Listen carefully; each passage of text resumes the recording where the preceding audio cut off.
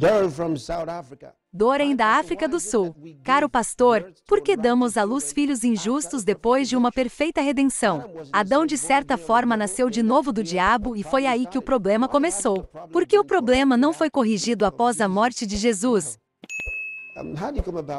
Como você conseguiu que demos à luz filhos injustos? Esse é o seu pensamento. Não é isso que a Bíblia diz. Não damos à luz filhos injustos. Deixe-me ler algo para você daqui. Na verdade, acabei de ler parte dele. Em 1 Coríntios capítulo 7, do versículo 14. Ouça o que diz. Porque o marido descrente é santificado pela mulher, e a mulher descrente é santificada pelo marido. Doutra sorte, os vossos filhos seriam imundos, mas agora são santos. O que ele está dizendo? Ele está dizendo quando um cristão é casado com um não cristão.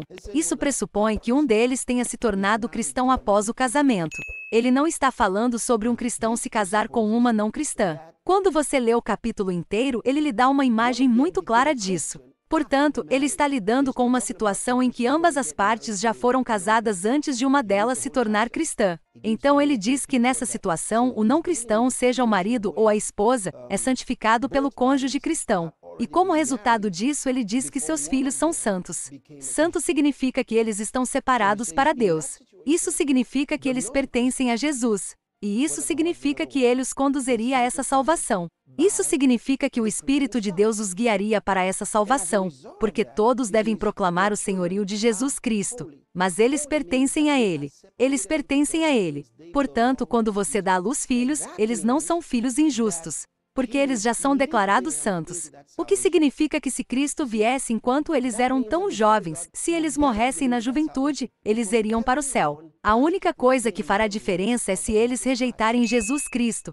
Mas se você seguir o que a Bíblia diz, que você deve educar a criança no caminho em que ela deve andar, e quando ela crescer não se desviará dele, é bem simples. Eles simplesmente continuariam amando Jesus Cristo com base no seu exemplo. Eles simplesmente caminhariam na luz da vida. Então a luz já é deles. E conforme eles crescem, eles absorvem a verdade, eles conseguem entender mais, porque você não pode dizer que uma criança não acredita em algo. À medida que crescer, ele acreditará. A palavra diz que se você ensinar uma criança no caminho em que deve andar, quando envelhecer não se desviará dele. É uma lei espiritual.